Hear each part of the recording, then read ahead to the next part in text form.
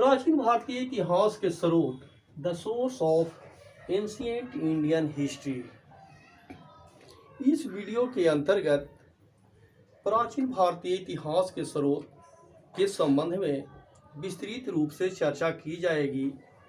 हम यह जान पाएंगे कि आखिर इतिहास का निर्माण कैसे होता है, उसके लिए किन किन तत्वों का सहारा लेना पड़ता है।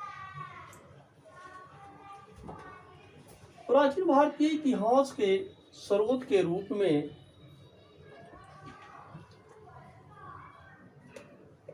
हम साहित्यिक स्रोत एक, दूसरा विदेशी यात्रियों का विवरण और तीसरा पुरातत्व अर्थात प्राचीन भारतीय इतिहास के निर्माण में साहित्यिक स्रोतों के साथ साथ विदेशी यात्रियों के विवरण और पुरातत्व का महत्वपूर्ण योगदान है। हम साहित्यिक स्रोत को दो भागों में विभाजित कर अध्ययन करते हैं। पहला धार्मिक साहित्य और दूसरा लौकिक साहित्य।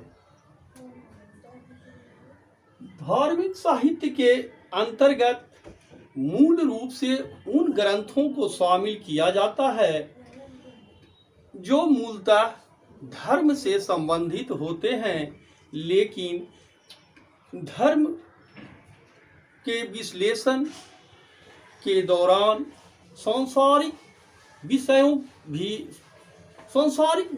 स्वाभाविक रूप से शामिल होते हैं और उनसे इतिहास निर्माण किया जाता है।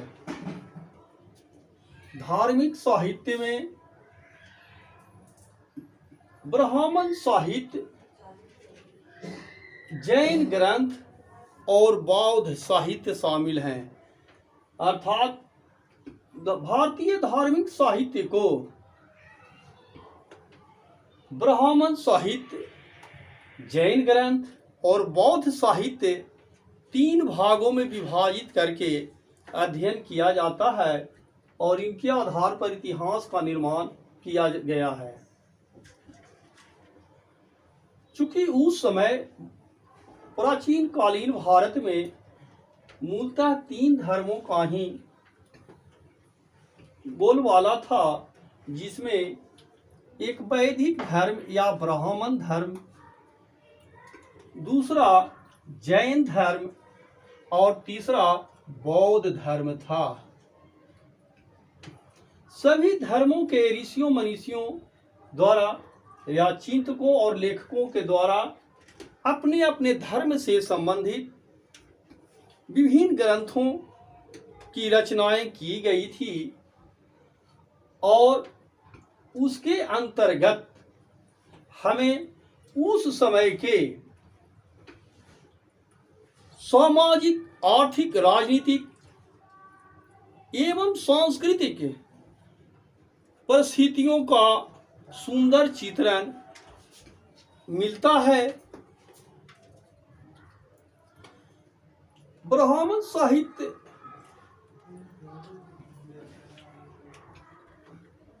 को हम वैदिक साहित्य भी कहते हैं और वैदिक साहित्य और ब्राह्मण साहित्य में मूल अंतर यह है कि 1500 ईस्वी पूर्व से लेकर ईसा पूर्व 6ठी शताब्दी के बीच के काल में जिन ब्राह्मण साहित्यों का निर्माण किया गया उन्हें वैदिक साहित्य की संज्ञा दी जाती है और उसके बाद जिन साहित्यों का निर्माण किया गया और जो धर्म से संबंधित हैं उनको वैदिक साहित्य के साथ साथ सामूहिक रूप से ब्राह्मण साहित्य की संज्ञा दी जाती है। वैदिक साहित्य और ब्राह्मण साहित्य दोनों लगभग एक दूसरे के पर्यायवाची हैं।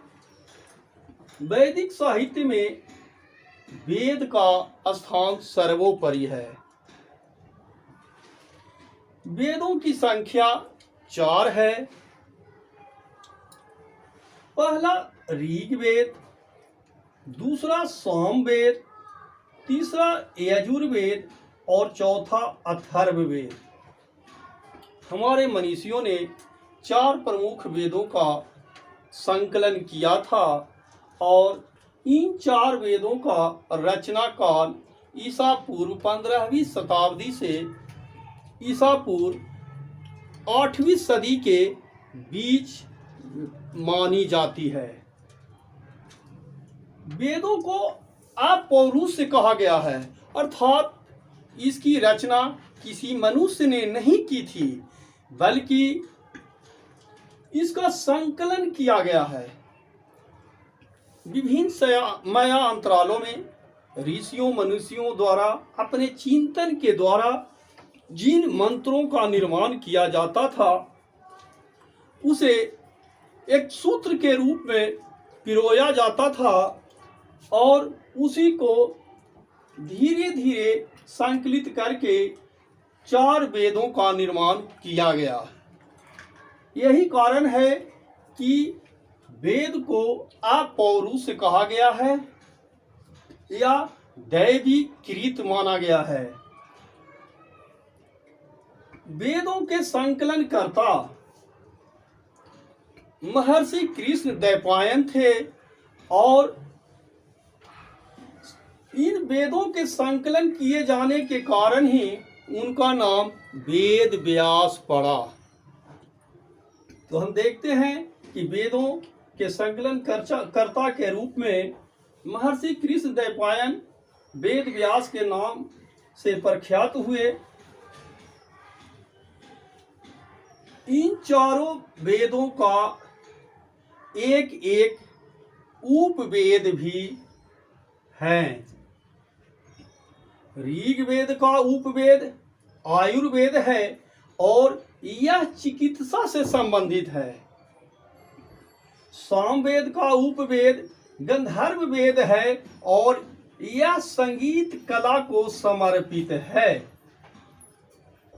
यजुर्वेद का उपवेद धनुर्वेद है और यह युद्ध कला को समर्पित है।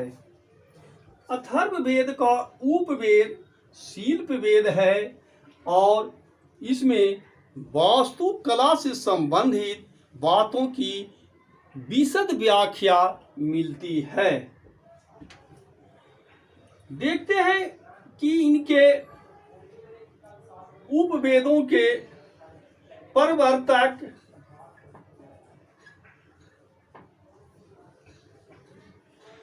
कौन कौन हैं। आयुर्वेद के प्रवर्तक प्रजापति अर्थात ब्रह्मा को माना गया है। गंधर्व वेद अर्थात संगीत कला का जनक और प्रवर्तक नारद मुनि को माना गया है। धनुर्वेद जो यजुर्वेद का एक उपवेद है और युद्ध कला से संबंधित है, इसका प्रवर्तक विश्वामित्र थे,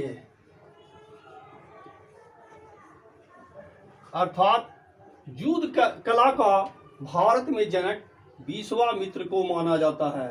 अथर्ववेद का उपवेद शिल्प वेद है, जिसमें भवन निर्माण कला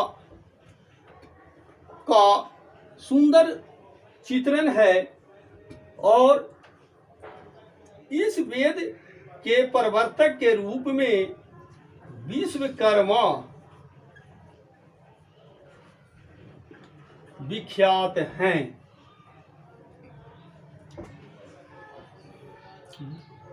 वेदों के उपवेद के साथ साथ ब्राह्मण ग्रंथों का भी निर्माण किया गया और प्रत्येक वेद के अपनी अपनी ब्राह्मण ग्रंथ हैं।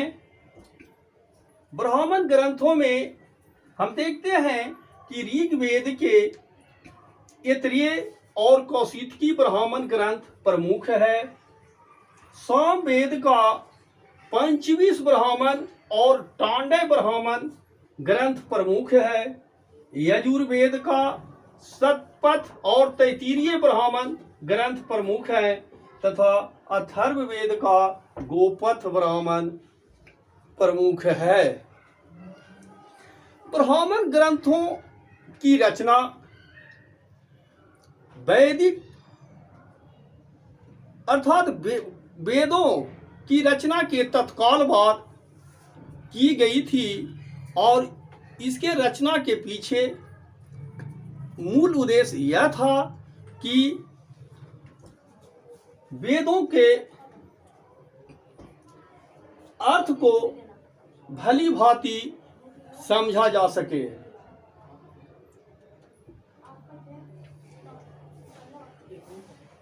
हम देखेंगे ऋग्वेद।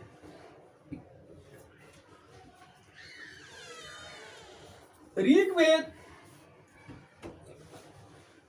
में मूलतः ईसा पूर्व 15वीं शताब्दी से 10वीं शताब्दी के बीच के काल का विवरण मिलता है।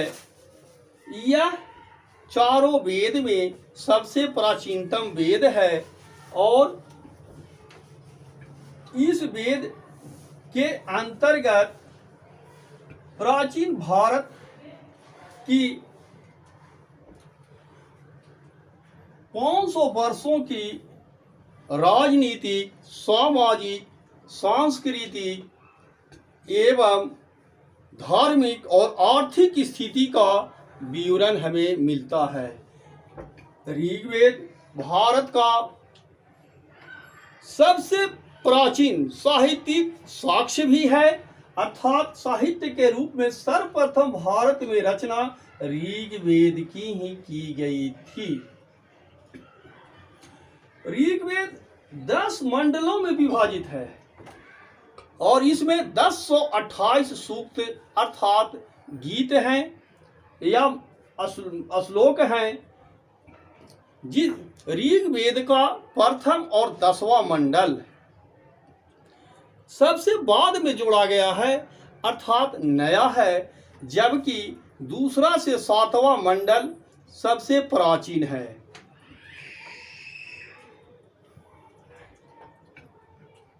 ऋग्वेद के 7वें मंडल में गायत्री मंत्र का उल्लेख मिलता है।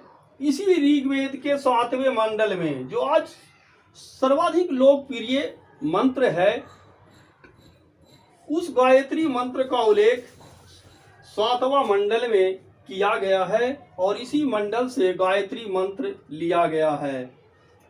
खील ऋग्वेद के 8वें मंडल में हस्तलिखित प्रतियों के परिशिष्ट को खील कहा गया है।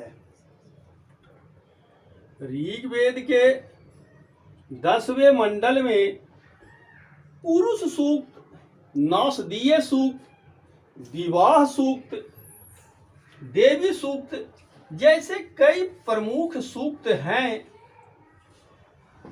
अर्थात गीत हैं। पुरुष सूक्त के अंतर्गत एक ऐसे विराट पुरुष की परिकल्पना की गई है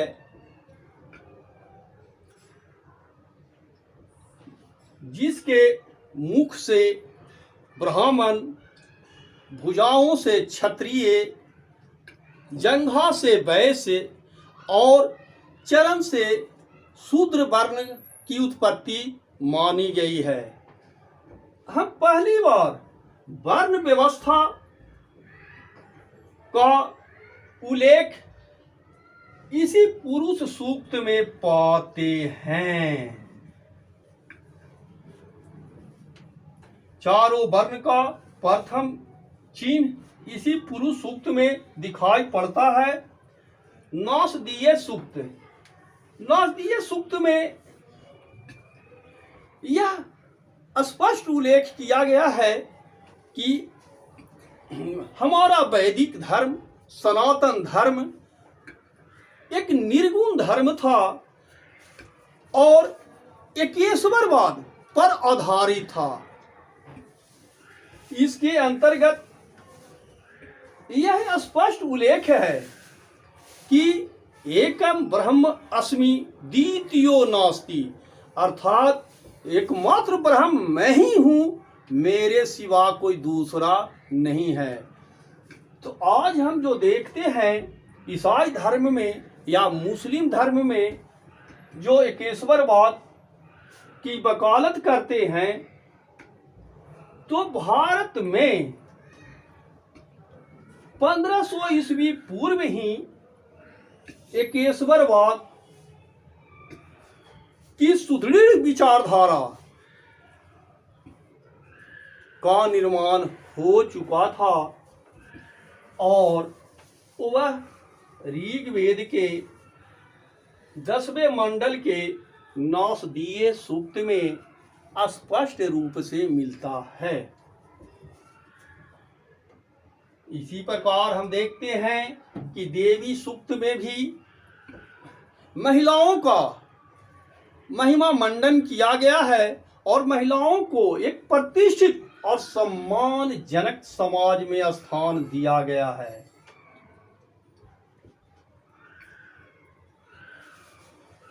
वेदांग,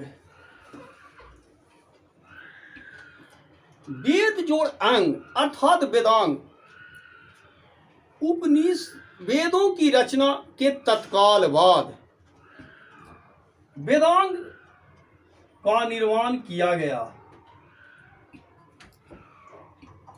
वेदों के अर्थ को भली भांति समझने के मद्देनजर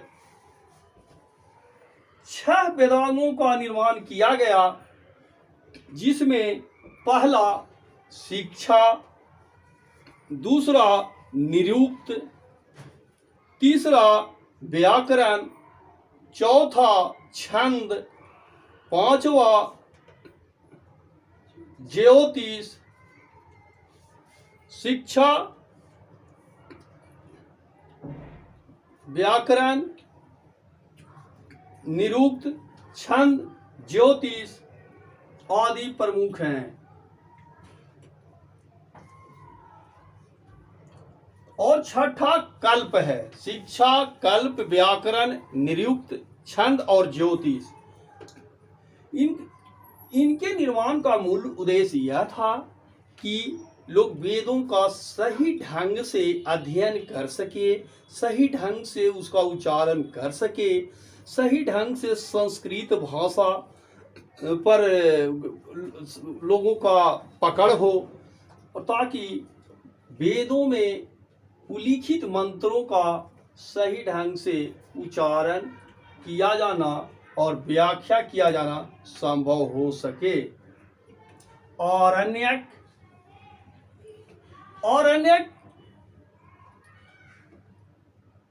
अरण्य शब्द से बना है। अरण्य का अर्थ जंगल होता है, अर्थात ऋषियों मनीषियों के आश्रम में जब लोग पढ़ने जाते थे, अध्ययन करने जाते थे, तो उनको जो मौखिक शिक्षा दी जाती थी, हम यह जान लें कि वैदिक कालीन शिक्षा मूलतः मौखिक शिक्षा थी। उस समय तक लेखन प्रणाली का विकास लगभग नहीं हुआ था। लोग मौखिक रूप से सूत्रों को रटते थे, श्लोकों को रटते थे और उसे अपने व्यवहार में उतारते थे। और आगे चलकर लगभग ईसा पूर्व 6ठी-7वीं शताब्दी में जब लेखन कला से लोग परिचित हुए भारत में, तब जाकर इन्हीं मंत्रों और श्लोकों को पीढ़ी दर पीढ़ी जो याद करके संजोए हुए थे, वेदों के रूप में संकलित किया गया था।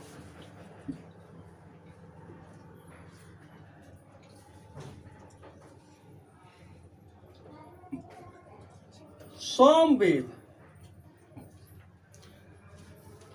ऋग्वेद के बाद सामवेद की रचना हुई। लेकिन यहाँ यह ध्यान रहे कि ऋग्वेद जहाँ 1500 ईस्वी पूर्व से लेकर 1000 ईस्वी पूर्व के काल का विवरण देता है, वहीं सामवेद, यजुर्वेद और अथर्ववेद, ये 3 वेद 1000 ईस्वी पूर्व से 6ठी शताब्दी ईस्वी पूर्व अर्थात 400 वर्षों के इतिहास के संबंध में जानकारी देते हैं। और यही कारण है कि ऋग्वेद को पूर्व वैदिक कालीन वेद कहा जाता है, जबकि इन तीनों वेदों सहित वेदांग, ब्राह्मण ग्रंथ और अन्य उपनिषद को उत्तर वैदिक कालीन साहित्य की संज्ञा दी जाती है।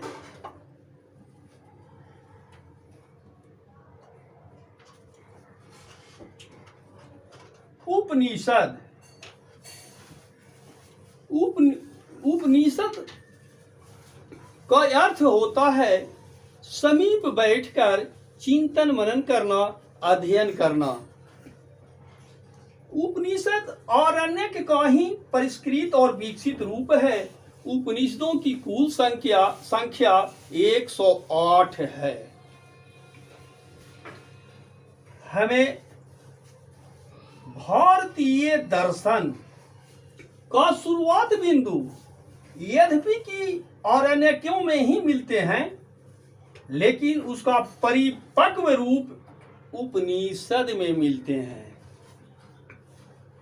तो इस प्रकार हम देखते हैं कि आरण्यक और उपनिषद दोनों लगभग एक ही विषय वस्तु से संबंधित हैं और दोनों में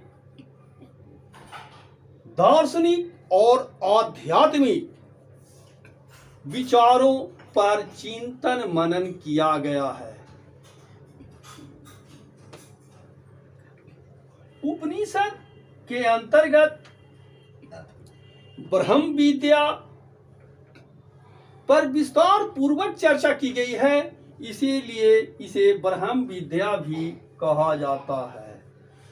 उपनिषद की रचना लगभग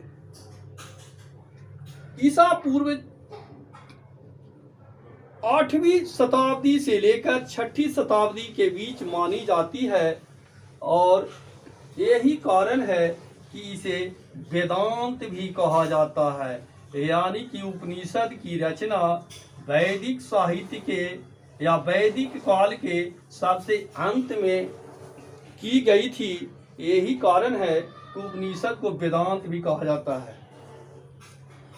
इन्हीं उपनिषदों में के अंतर्गत आत्मा, परमात्मा, ब्रह्म आदि के संबंध में गहन चिंतन मनन किया गया है।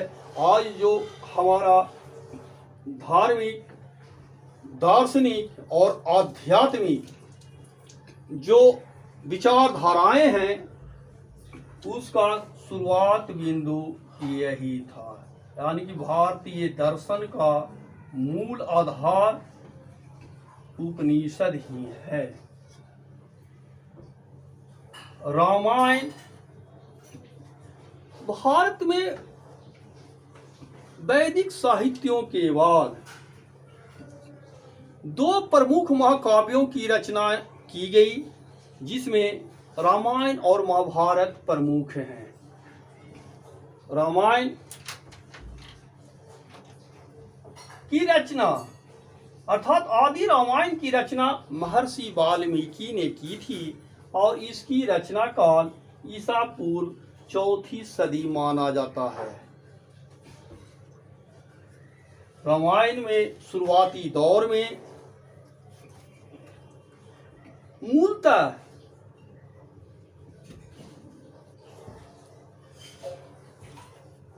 6000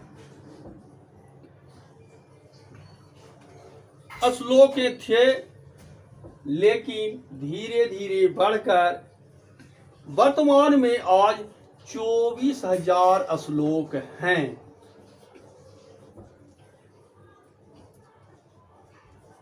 रामायण को अंतिम रूप ईसा की चौथी 5वीं शताब्दी में गुप्त काल में दिया गया था और वही रामायण, वही वाल्मीकि रामायण आज तक मूल रूप से उपलब्ध है। महाभारत महाकाव्य के रचयिता वेद व्यास को माना जाता है और महाभारत में मूलतः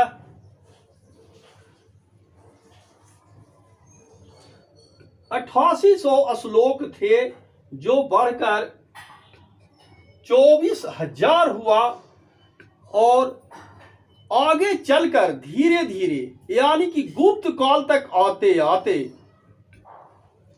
इसके श्लोकों की संख्या बढ़कर 1 लाख तक पहुंच गई और महाभारत का भी अंतिम पुनर्लेखन गुप्त काल में ही हुआ था और उसके बाद महाभारत में कोई विशेष परिवर्तन नहीं हुआ है। महाभारत का मूल नाम जय संहिता था,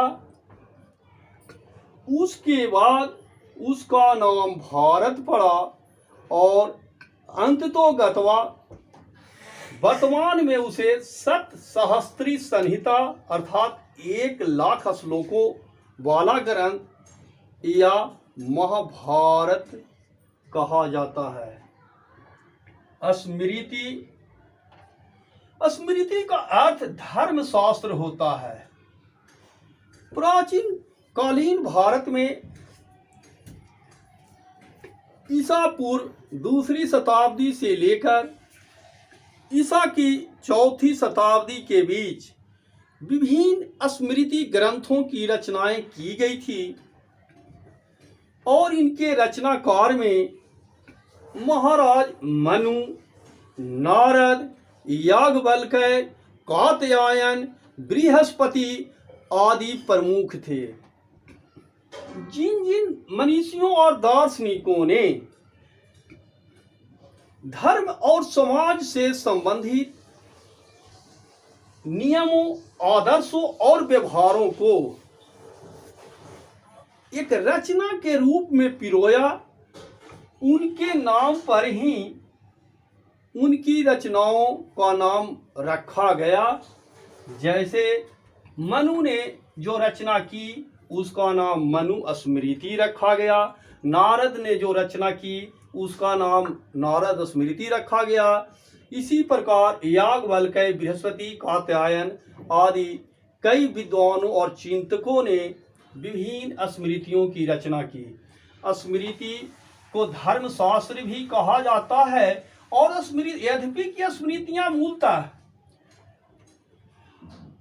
सामाजिक और धार्मिक आचारों, नियमों और व्यवहारों का एक संकलन था, लेकिन उन नियमों और व्यवहारों के अध्ययन के दौरान हम उस समय के तत्कालीन सामाजिक, राजनीतिक, आर्थिक और सांस्कृतिक स्थिति से अवगत अवश्य होते हैं और इस प्रकार स्मृतियां भी हमें इतिहास निर्माण में काफी मददगार साबित होती हैं। पुराणों की संख्या 18 है और पुराणों का भी इतिहास निर्माण में बहुत बड़ा योगदान है। यद्यपि कि कई पुराण ऐसे हैं जो ऐतिहासिक महत्व के नहीं हैं, लेकिन कई पुराण ऐसे भी हैं जिनमें ऐतिहासिक तथ्यों की भरमार है और उनमें विष्णु पुराण, मत्स्य पुराण, वायु पुराण आदि प्रमुख हैं। पुराणों में सर्वाधिक प्राचीन और प्रामाणिक पुराण मत्स्य पुराण है। मत्स्य पुराण के अंतर्गत आंध्र सातवाहन वंश के राजाओं के संबंध में जानकारी मिलती है। वहीं विष्णु पुराण, वायु पुराण आदि के अंतर्गत गुप्त वंश और मौर्य वंश के भी संबंध में हमें जानकारी मिलती है। तो इस प्रकार हम देखते हैं कि प्राचीन भारतीय इतिहास के स्रोत में ब्राह्मण साहित्य का महत्वपूर्ण स्थान है। धन्यवाद।